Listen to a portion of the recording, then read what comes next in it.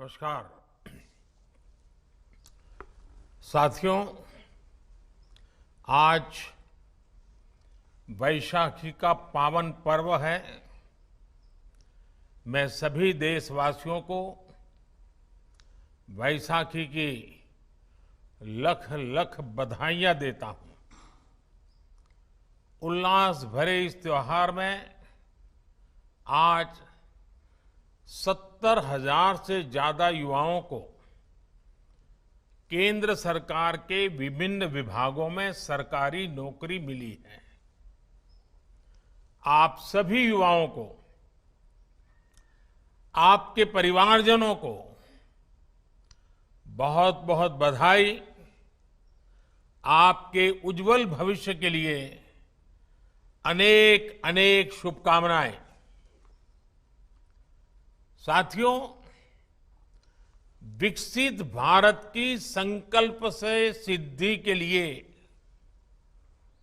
हमारी सरकार युवाओं की प्रतिभा और ऊर्जा को सही अवसर देने के लिए प्रतिबद्ध है।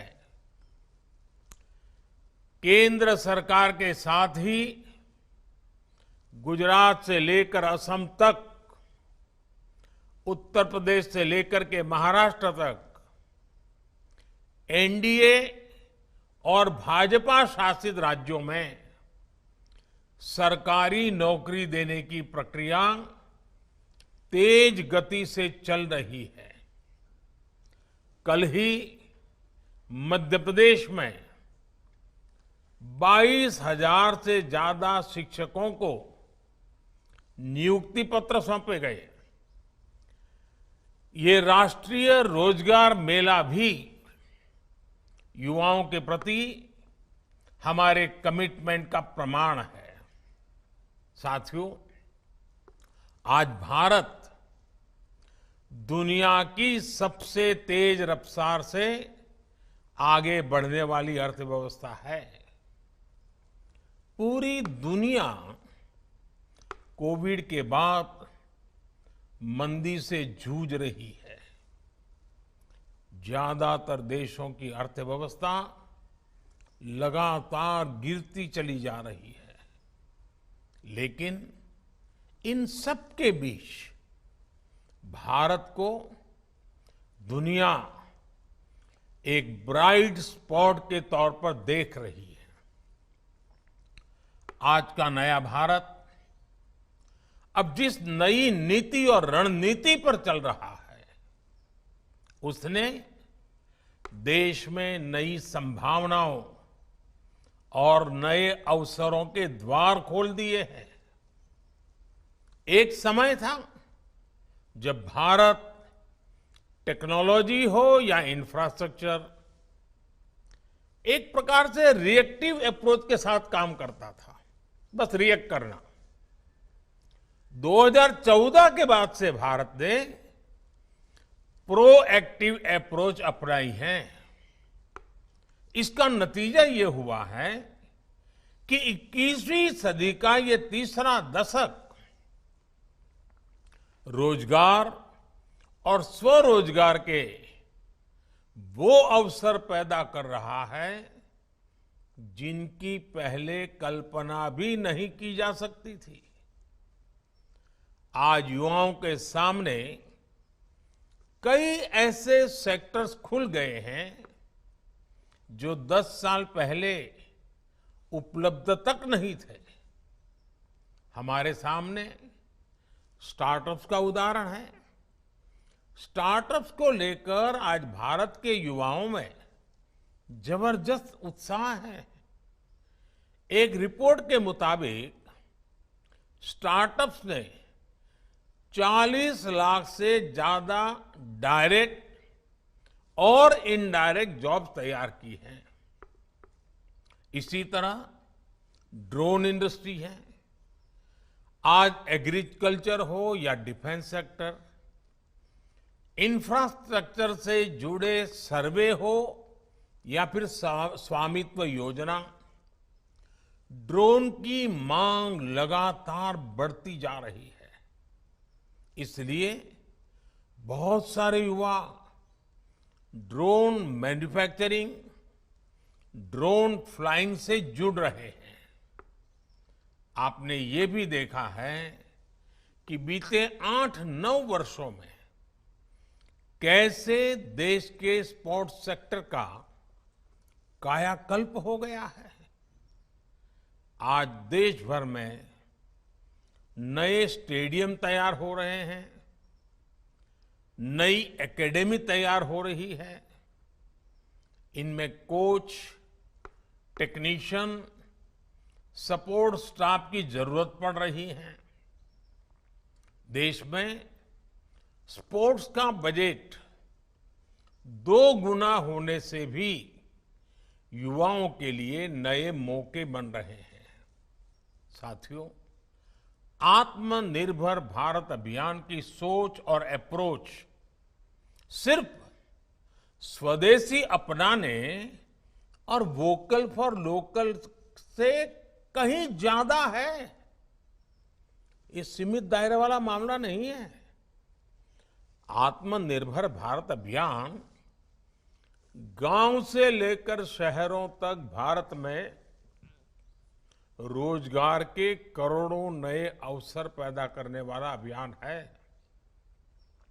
आज आधुनिक सैटेलाइट से लेकर सेमी हाई स्पीड ट्रेन तक भारत में ही तैयार हो रही है।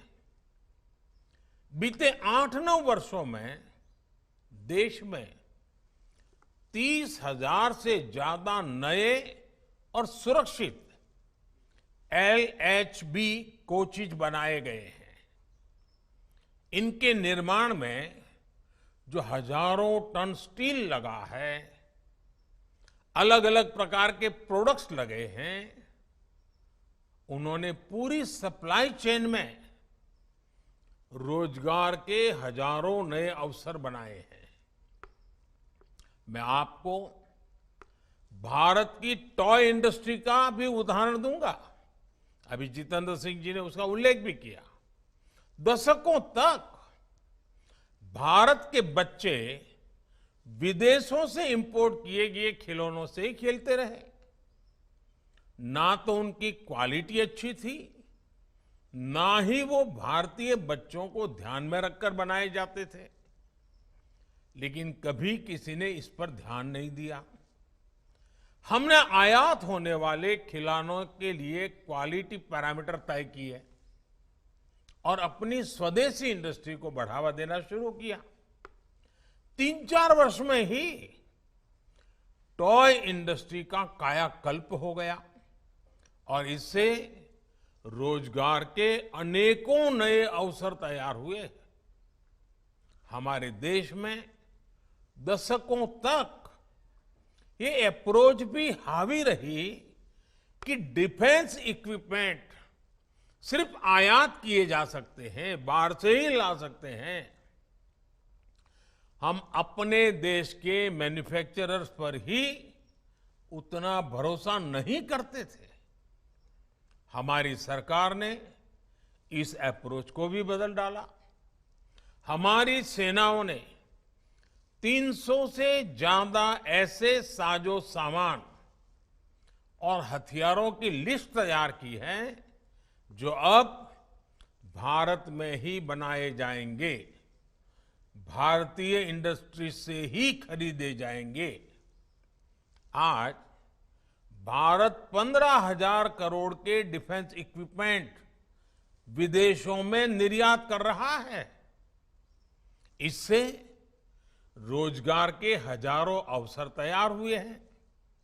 साथियों, आपको एक और बात कभी भी भूलनी नहीं चाहिए।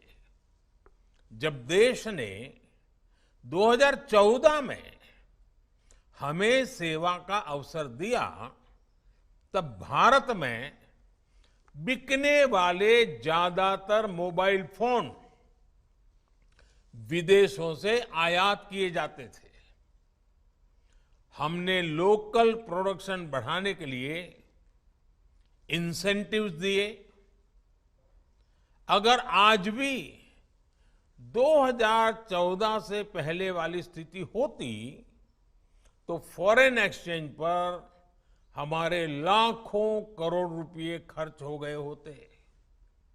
लेकिन अब हम ना सिर्फ घरेलू जरूरतों को पूरा कर रहे हैं, बल्कि मोबाइल फोन का निर्यात भी कर रहे हैं, दुनिया के देशों में पहुंच रहा है। इससे भी रोजगार के हजारों नए अवसर बने हैं।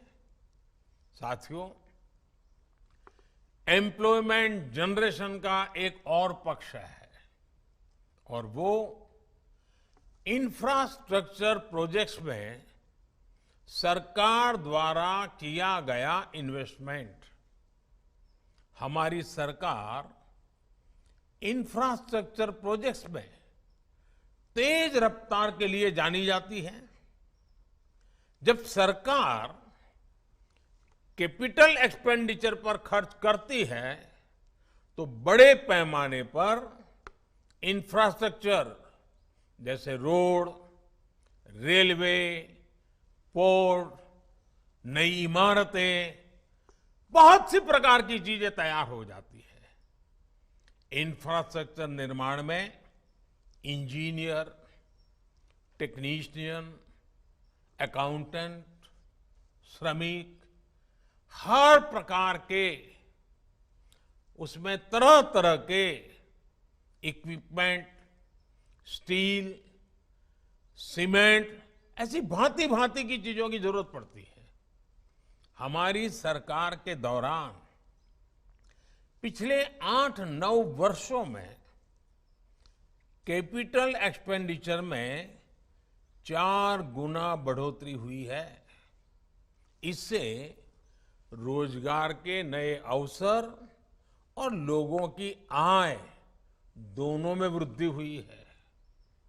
मैं आपको भारतीय रेलवे का उदाहरण देता हूं। 2014 से पहले 7 दशकों में 20,000 किलोमीटर के आसपास रेलवे लाइनों का इलेक्ट्रिफिकेशन हुआ था।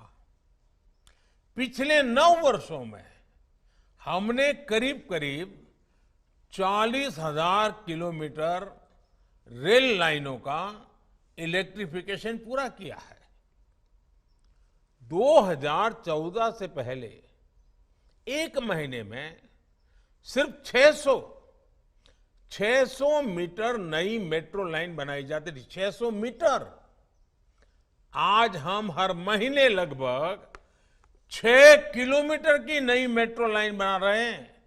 तब हिसाब मीटर में होता था, आज हिसाब किलोमीटर में हो रहा है। 2014 में देश में 70 से भी कम जिलों में 70 से भी कम जिलों में गैस नेटवर्क का विस्तार हुआ था। आज ये संख्या बढ़कर 630 जिले तक पहुंच गई है। कहां 70 जिले और कहां 630 जिले। 2014 तक ग्रामीण इलाकों में सड़कों की लंबाई भी 4 लाख किलोमीटर से कम थी। आज ये आंकड़ा भी बढ़कर 7.25 लाख किलोमीटर से ज्यादा हो चुका है।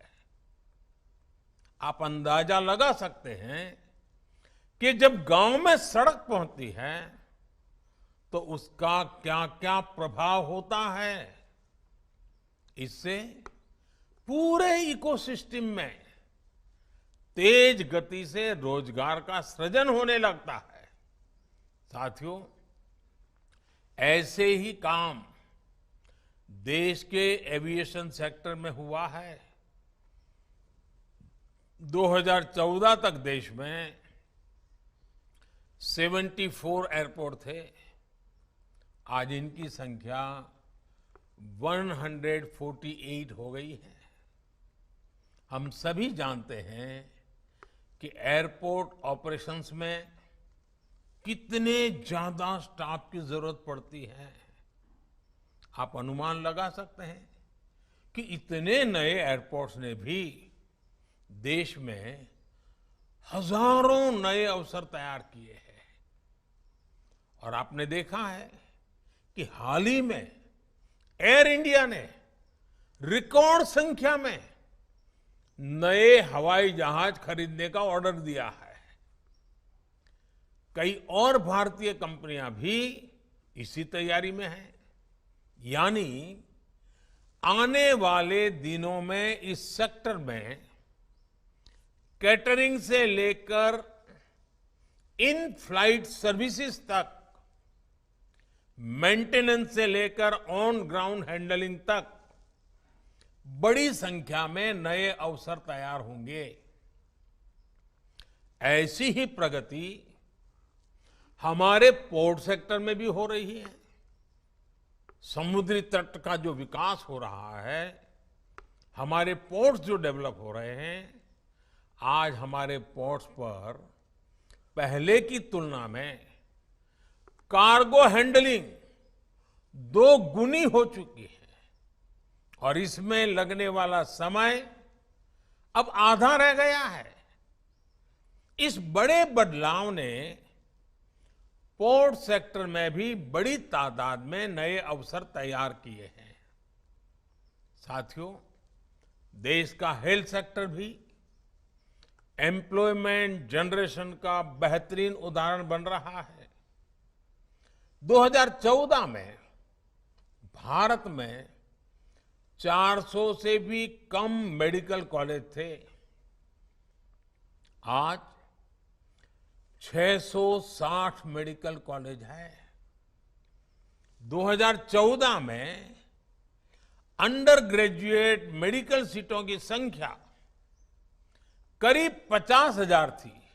आज 1 लाख से ज्यादा सीट उपलब्ध है। आज पहले के मुकाबले 2 गुनी संख्या में डॉक्टर परीक्षाएं पास करके तैयार हो रहे हैं। आयुष्मान भारत योजना की वजह से देश में अनेकों नए अस्पताल और क्लिनिक बने हैं। यानी इंफ्रास्ट्रक्चर का हर प्रोजेक्ट रोजगार और स्वरोजगार उसमें बढ़ोतरी सुनिश्चित कर रहा है। साथियों, ग्रामीण अर्थव्यवस्था को गति देने के लिए सरकार जो एफपीओस बना रही है, सेल्फ हेल्प ग्रुप्स को लाखों करोड़ों की मदद दे रही है, स्टोरेज कैपेसिटी का विस्तार कर रही है, उससे गांव के युवाओं के लिए अपने गांव में ही रोजगार के अवसर बन रहे हैं। 2014 के बाद से देश में 3 लाख से ज्यादा नए कॉमन सर्विस सेंटर्स बने हैं। 2014 के बाद से देश के गांवों में 6 लाख किलोमीटर से ज्यादा ऑप्टिकल फाइबर बिछाया गया है। 2014 के बाद से देश में 3 करोड़ से ज्यादा घर गरीबों को बनाकर दिए गए हैं। इनमें से 2.5 करोड़ से ज्यादा घर गांवों में ही बने हैं। बीते वर्षों में गांवों में 10 करोड़ से ज्यादा शौचालय, 1.5 लाख से ज्यादा हेल्थ और वेलनेस सेंटर्स, हजारों नए पंचायत भवन, इन सभी निर्माण कार्यों ने गांवों में लाखों युवाओं को काम दिया है, रोजगार दिया है। आज जिस तरह एग्रीकल्चर सेक्टर में फार्म मैकेनाइजेशन तेजी से बढ़ा है, उससे भी गांव में रोजगार के नए मौके बन रहे हैं।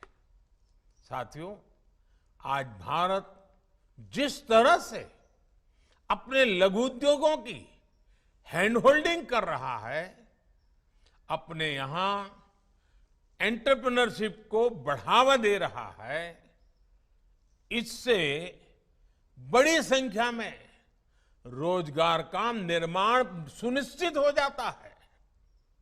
हाल ही में प्रधानमंत्री मुद्रा योजना ने 8 वर्ष पूरे किए।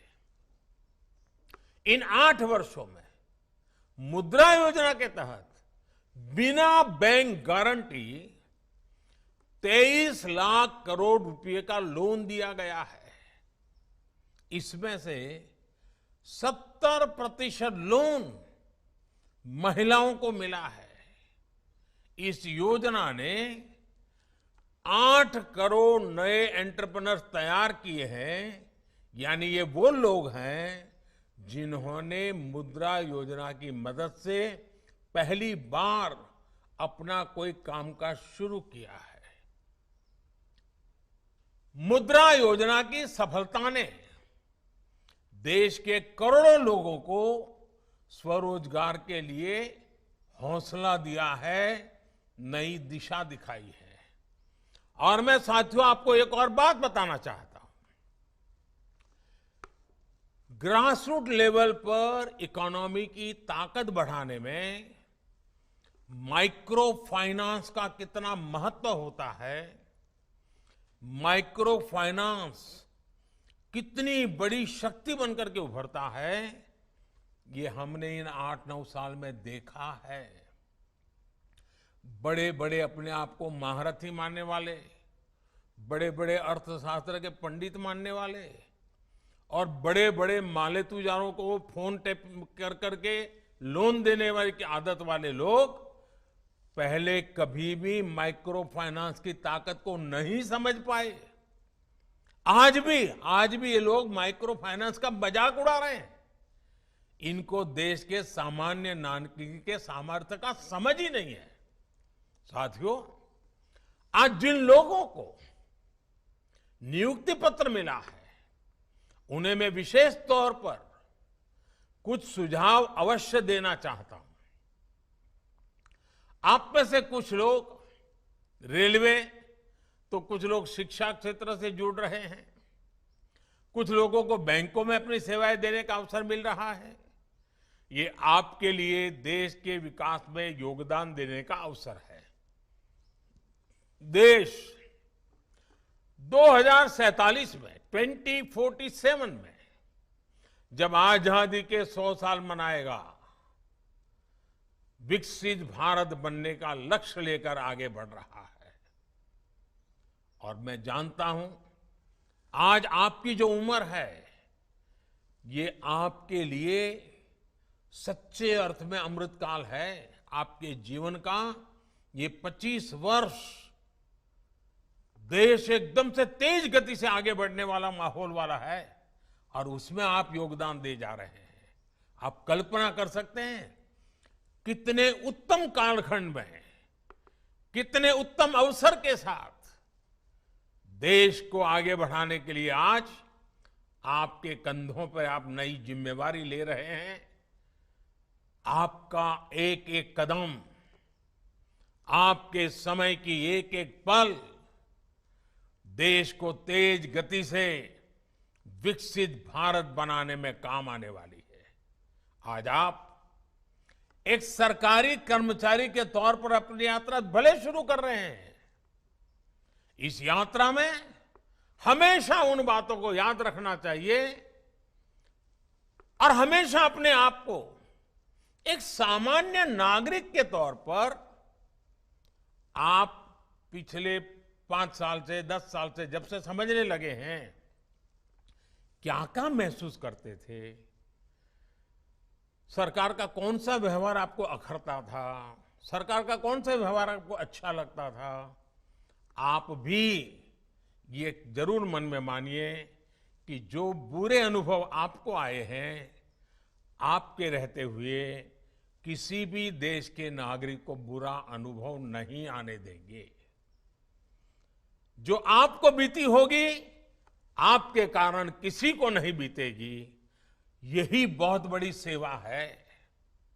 अब ये आपकी जिम्मेदारी है कि सरकारी सेवा में आने के बाद दूसरों की उन उम्मीदों को आप पूरा करें, अपने आप को योग्य बनाएं, आप में से हर कोई किसी न किसी रूप में अपने कार्य से सामान्य मानवीय के जीवन को प्रभावित भी कर सकता है, प्रेरित भी कर सकता है, उसको निराशा की गर्त में डूबते हुए बचा भी सकता है। इससे बड़ा मानवता का क्या काम हो सकता है साथियों? आपकी कोशिश होनी चाहिए कि आपके कार्य का सकारात्मक प्रभाव हो, आपके काम से सामान्य मानवीय का जीवन बेहतर हो, व्यवस्थाओं पर उसका विश्वास बढ़ना चाहिए। मेरा आप सबसे एक और आग्रह है, आप सबने कड़ी मेहनत से ये सफलता हासिल की है, लेकिन सरकारी नौकरी पाने के बाद भी सीखने की प्रक्रिया को रुकने ना दें। कुछ नया जानने, नया सीखने का स्वभाव आपके कार्य और व्यक्तित्व दोनों में प्रभाव जगाएगा। Online learning platform iGOT Karmayogi से जुड़कर आप अपने स्किल को अपग्रेड कर सकते हैं। और साथियों, मैं तो मेरे लिए हमेशा कहता हूं, मैं मेरे भीतर के विद्यार्थी को कभी मरने नहीं देता हूं। मैं बड़ा विद्वान हूं, मुझे सब आता है, सब मैं सीख चुका हूं, ऐसा भ्रम लेकर के न मैं पैदा हुआ हूं न काम करता हूं। मैं हमेशा अपने आप को एक विद्यार्थी मानता हूं, हर किसी से सीखने का प्रयास करता हूं। आप भी अपने भीतर के विद्यार्थी को जिंदा रखना, कुछ न कुछ नया सीखने की कोशिश करते रहना, वो जीवन के नए नए द्वार खोल देगा। साथियों, फिर एक बार वैशाखी का पावन पर्व हो, जीवन का नया आरंभ हो, इससे बढ़कर के क्या अवसर हो सकता है? आप सभी के उज्जवल भविष्य के लिए पुनः बहुत बहुत शुभकामनाएं। एक बार फिर आप सबको बहुत बहुत बधाई।